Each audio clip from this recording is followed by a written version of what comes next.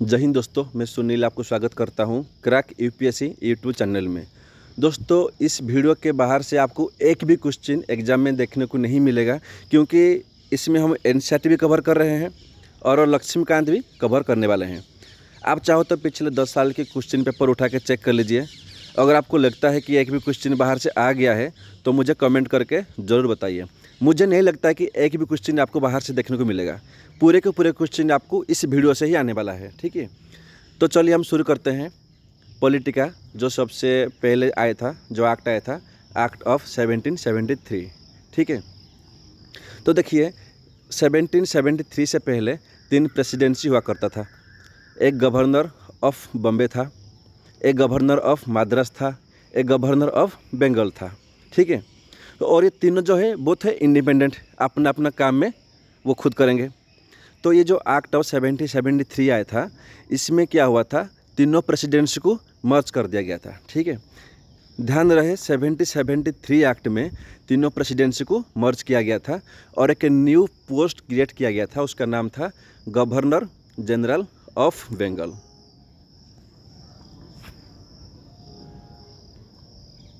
ठीक है। तो हमारा जो पहला गवर्नर जनरल ऑफ बंगाल थे वो थे हमारा लॉर्ड वारेन हेस्टिंग्स थे, ठीक है। सेकंड पॉइंट पे आ जाओ।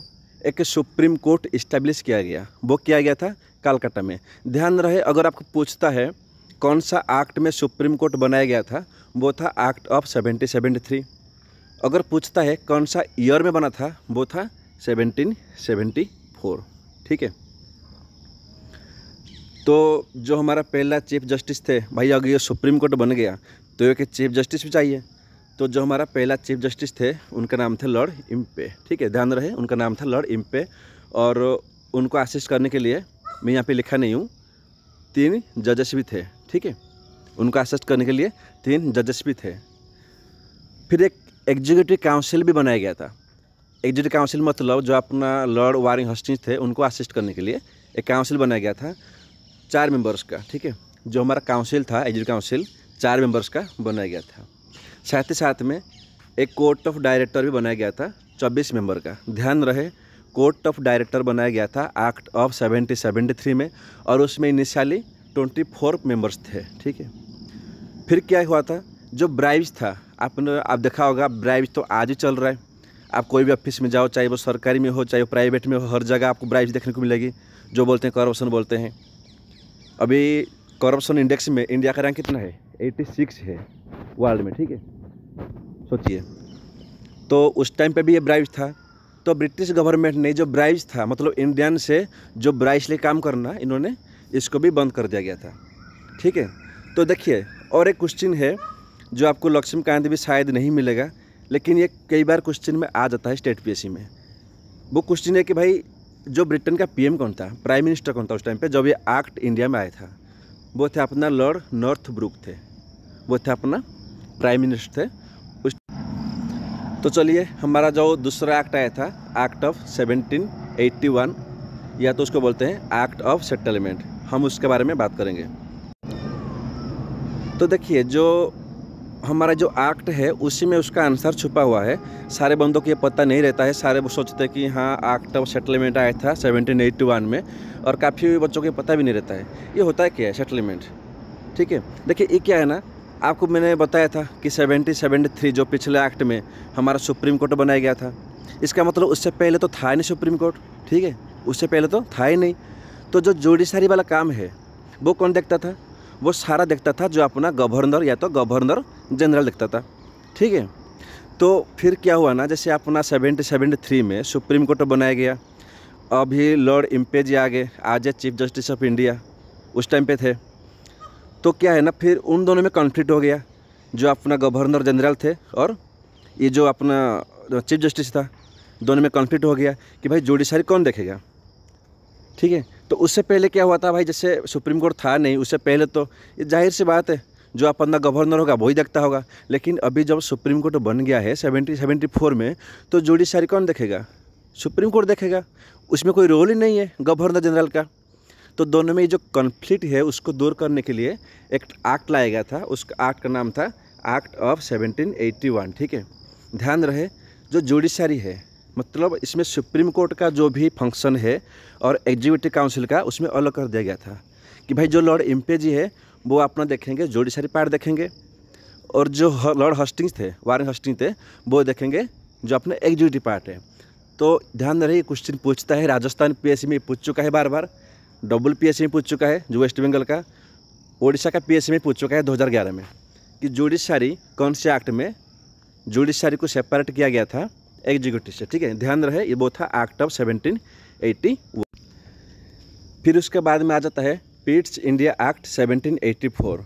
ठीक है, सबसे पहले ये ध्यान में रख लीजिए, ये जो पीट था ना, जो हमारा नाम है, जो पीट है, वो उस टाइम पे ब्रिटिश का प्राइम मिनिस्टर थे और उनका नाम पे ही ये एक्ट आ गया था, पिट्स इंडिया एक्ट 1784। ठीक है, तो हमने देखा था कि 1773 में कोर्ट ऑफ डायरेक्टर इस्टेब्लिश हुआ था 24 मेंबर्स का।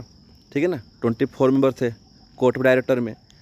तो ये जो पिट्स इंडिया एक्ट है उसमें एक न्यू बॉडी क्रिएट किया गया जिसका नाम था बोर्ड ऑफ कंट्रोल, और वो था 6 मेंबर का।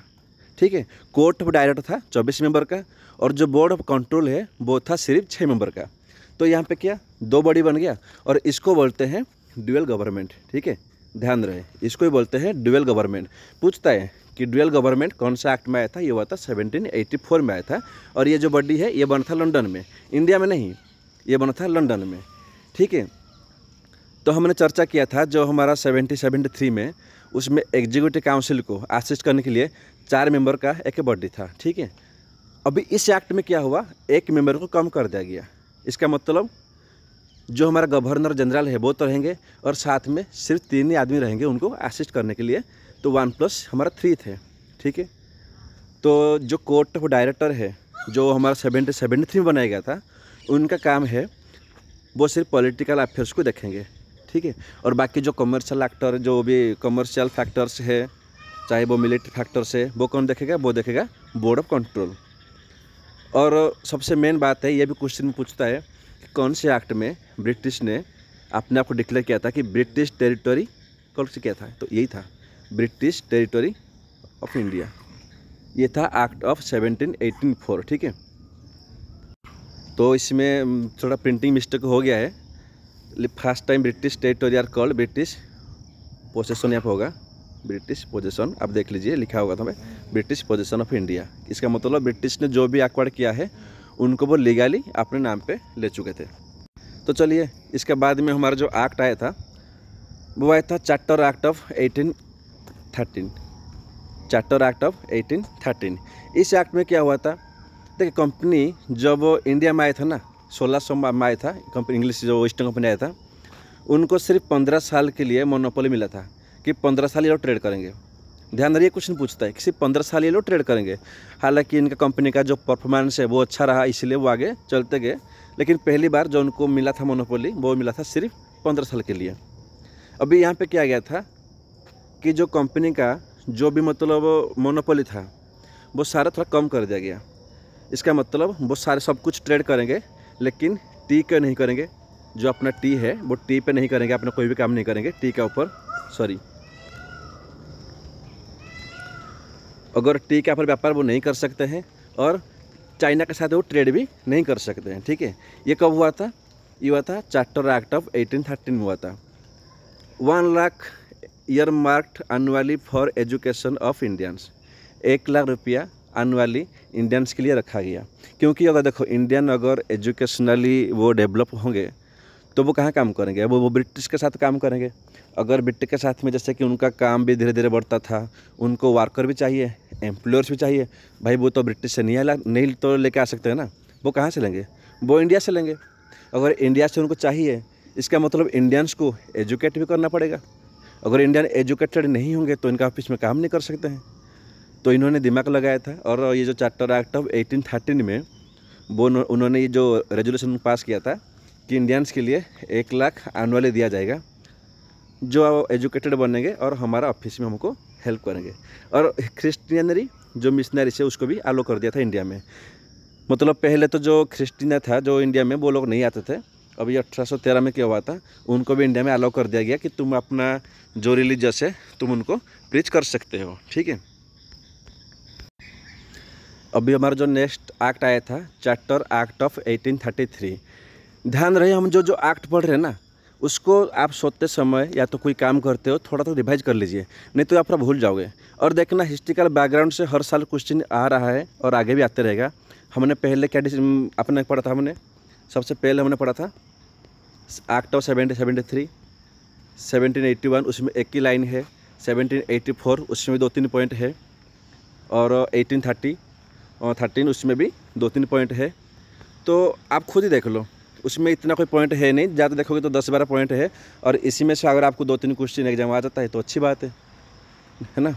बाकी इतना फालतू जितना मतलब इतना सारा वीडियो देखना, इतना सारे बुक कलेक्ट कर पढ़ना कम पढ़िए। मैं ये नहीं कह रहा हूँ कि आप मेरा वीडियो फॉलो कर लीजिए, आप कोई वीडियो देख लीजिए, एक वीडियो को बार बार रिवाइज करते रहिए, वो आपके लिए अच्छा होगा, ठीक है। तो हमने अभी 1813 तक पढ़ लिया था, अभी हुआ था 1833 से एक्ट। ध्यान रहे इसमें ये दोनों एक्ट ना काफ़ी इंपॉर्टेंट है। एक है 1773, उस टाइम पे एक न्यू पोस्ट क्रिएट किया गया था। सेम 1833 में भी एक न्यू पोस्ट क्रिएट किया गया, और उसका कौन सा नाम था, गवर्नर जनरल ऑफ बंगाल। जो हमारा 1773 बना था उसका नाम चेंज कर दिया गया और बनाया गया गवर्नर जनरल ऑफ इंडिया। तो जो पहले हमारा गवर्नर जनरल ऑफ इंडिया थे वो थे लॉर्ड बेंटिंग, ठीक है। तो 1813 में हमने देखा था कि कंपनी का जो मोनोपोली है वो काफ़ी एंड हो गया था। मतलब वो तो करेंगे सिर्फ जो ट्रेड चाइना के साथ में बस ट्रेड कर सकते हैं, और क्या बोलते हैं जो अपना टी में व्यापार कर सकते हैं, बाकी सारे का सारा मोनोपोली बंद। अभी इसमें क्या हुआ 1833 एक्ट में, इसमें वो भी बंद कर दिया गया। मतलब देखा जाए तो जो हमारा कंपनी था वो सिर्फ एक रह गया आज एडमिनिस्ट्रेटिव बॉडी, और कोई काम ही नहीं उसका, ठीक है। तो इसमें एक लॉ मेंबर को भी ऐड कर दिया गया। तो हमने बात किया था कि 1773 में जो एक्ट आया था उसमें एग्जीक्यूटिव काउंसिल में 4 मेंबर थे, ठीक है ना। फिर 1784 में पीरियड्स इंडिया एक्ट में एक को कम कर दिया गया था, 1+3 कर दिया गया था। अभी यहाँ पे क्या है, और एक को बढ़ा दिया गया। लेकिन जो बढ़ा दिया गया वो कैसे बढ़ गया, वो बढ़ गया एज ए लॉ मेंबर, ठीक है। मतलब वो एग्जीक्यूटिव काउंसिल में काम नहीं करेगा, वो अलग फंक्शन करेगा। इसका मतलब जब ये अपना काउंसिल जब मीट करेगा, आज एग्जीक्यूटिव मीट करेगा ना, उस टाइम पे मेंबर रहेंगे 1+3। अगर ये काउंसिल मीट करेगा आज ये लेजिस्लेटिव काम करेगा, लेजिस्लेटिव, ठीक है, जब लॉ मेकिंग प्रोसेस करेंगे तो वो रह जाएगा 1+4, ठीक है। तो ये जो लॉ मेंबर ऐड हुआ था, ये भी क्वेश्चन कभी कभी कर लेता है, उनका नाम था लॉर्ड मैकॉले, ठीक है। इनको ऐड कर दिया गया था, लेकिन ये सिर्फ काम करेंगे लेजिस्लेटिव फंक्शन काम करेंगे, ना कि एग्जीक्यूटिव में, ठीक है। तो हमारा स्ट्रेंथ है 4 इंक्रीज हो गया, 1+4 हो गया था लेजिस्लेटिव में। बाकी हमारा ओपन कंपटीशन भी इसमें इनिशिएट किया गया था कि इंडियन भी नौकरी करेंगे सिविल सर्विस में, लेकिन जो कोर्ट ऑफ डायरेक्टर है उन्होंने इसको रिजेक्ट कर दिया गया था कि इंडियंस को हम अलाउ नहीं करेंगे। बात ऐसा हुआ था कि वहाँ पे ना जो उस टाइम पे जो ब्रिटिश का जितना भी उनका ऑफिस होगा, चाहे वो कोई भी होगा, सभी का जो गेट है ना उसमें लिखा रहता था dog and Indians are not allowed. तो सोचिए वो इंडियन को किस नज़र में देखते थे, ठीक है। और वो ये मानते थे कि इंडियन जो है ना वो लायक नहीं है सिविल सर्वेंट के लिए, ठीक है। तो इसीलिए उन्होंने जो कोर्ट ऑफ डायरेक्टर था वो इसको रिजेक्ट कर दिया गया था कि इंडियंस को हम अलाउ नहीं करेंगे। तो जो हमारा आखिरी एक्ट है वो है 1853। यहाँ पे क्या है, अपना जो कंपनी रूल ख़त्म हो जाएगा। अभी हम नेक्स्ट वीडियो में चर्चा करेंगे क्राउन रूल की, 1858 से लेके 1947 तक। तो इस एक्ट में क्या हुआ था 1853 में, इसमें एक सबसे जो मेन चीज़ है, चाहे आप इसको दिन में 5 रट्टा मार लो, ये तो भूलना ही नहीं। वो क्या है भाई, इसमें जो अपना ओपन कंपटीशन है वो पास कर दिया गया था, ठीक है। जो अपना ओपन कंपटीशन है वो इसमें पास कर दिया गया था। और मेन क्या हुआ था, जो मैं बोला था आपको, जो कोर्ट ऑफ डायरेक्टर बना था 1773 एक्ट में 24 मेंबर्स का, है ना, उसमें से 6 मेंबर को माइनस कर दिया गया। तो जो 6 मेंबर माइनस हो गया थे, वो 6 मेंबर को ब्रिटिश इसको वो इलेक्ट करेंगे, सॉरी वो उसको नॉमिनेट करेंगे। तो उन जो नॉमिनेट किए थे उसमें से 4 जो थे वो इंडियन प्रेसिडेंसी से गया था। वो 4 कहाँ से गए थे, वो एक बॉम्बे से, एक कलकत्ता से, एक आगरा से और एक मद्रास से। ध्यान रहे, एक बॉम्बे से, एक कलकत्ता से, एक आगरा से, एक मद्रास से। ये आपको ऑप्शन में दे देगा कि कहाँ कहाँ से गए थे और कहाँ कहाँ से नहीं गए थे। और जो सबसे मतलब इम्पोर्टेंट चीज़ है, ये आप देख लीजिए, हिमाचल प्रदेश का जो PSC है उसमें पूछा था 2018 में, लेजिस्लेटिव सेपरेटेड फ्रॉम एग्जीक्यूटिव, ठीक है। देखिए इसमें आप कंफ्यूज नहीं होना। अगर आपको क्वेश्चन करता है कि judiciary separated from executive, judiciary मतलब सुप्रीम कोर्ट, सुप्रीम कोर्ट कहाँ बनाया गया था 1773 में, इसका मतलब उसका आगे जो एक्ट आने वाला है उसमें अलग हो गया होगा। तो जो जुडिशरी वो अलग हुआ था एग्जीक्यूटिव से 1781 में, और जो लेजिस्लेटिव वो अलग हुआ था 1853 में, ठीक है। इसका मतलब यहाँ पे कि लेजिस्लेटिव का बात मेंशन हुआ था। उससे पहले ब्रिटिश को ये नहीं पता था कि भाई लेजिस्लेटिव अलग है और जो एग्जीक्यूटिव है वो अलग है। अभी 1853 तक ना, 1853 था, यहाँ तक ये साथ में काम करते थे। एग्जीक्यूटिव साथ में रहेगा, जो लेजिस्लेटिव वो भी साथ में रहेगा। तो अभी 1853 में उनको ये अक्ल आया कि भाई जो लेजिस्लेटिव है वो तो अलग है एग्जीक्यूटिव से। तो इसीलिए इस एक्ट को सबसे मेन पॉइंट में याद रख लीजिए, इस एक्ट को बोलते हैं beginning of parliamentary system in India. India में जो पार्लियामेंट्री सिस्टम है वो कौन से एक्ट से शुरू हुआ था, वो हुआ था 1853 एक्ट से, ठीक है। ध्यान रहे ये सबसे जो मतलब इम्पोर्टेंट बात है, 3-4 पॉइंट ये आप ध्यान रख लीजिए। एक हो गया governor general of Bengal Warren Hastings, governor general of India lord Bentinck थे। फिर आपको आ जाएगा ये जो judiciary separated from executive 1718 act 81, legislative separated from executive 1853। ये 4-5 पॉइंट है, इसको आप दिन में 4-5 बार रिवाइज कर लीजिए, ये आपको अपने आप याद रह जाएगा। तो अगर आपको मेरा वीडियो अच्छा लगा तो एक लाइक कर दीजिए, और मैं सब्सक्राइब के लिए आपको नहीं बोलूँगा। अगर आपको अच्छा लगता है कि नहीं इनका वीडियो कहीं ना कहीं हमारे लिए हेल्पफुल है और जो आगे आने वाला वीडियो है हम देखना चाहते हैं, तो आप सब्सक्राइब करिए और बेल आइटम को दबाइए। तो मिलते हैं नेक्स्ट वीडियो में, तब तक आप इस वीडियो को 2-3 बार रिवाइज कर दीजिए। और मैं आपको गारंटी देता हूँ कि इस वीडियो से एक भी क्वेश्चन बाहर से नहीं आएगा। और अगर कोई एसएससी वाला इस वीडियो को देख रहा है, चाहे एसएससी सीजीएल हो या एसएससी जो स्टेट लेवल का हो, भाई उनके लिए तो ये वीडियो ब्रह्मास्त्र है। इस वीडियो को अगर वो 2-3 बार भी देख रहे हैं, उनको पढ़ने की कोई ज़रूरत नहीं है, पढ़ाई करने की कोई ज़रूरत नहीं है। आप इसको 2-3 बार दिन में देख लीजिए, आपका तो ऐसे ही क्लियर हो जाएगा चुटकी में, ठीक है। तो बाकी आप इसको रिवीजन करते रहिए, हम मिलेंगे दूसरे वीडियो में। तब तक आप अपना ख्याल रखिए, कोविड से दूर रहिए। थैंक यू, जय हिंद।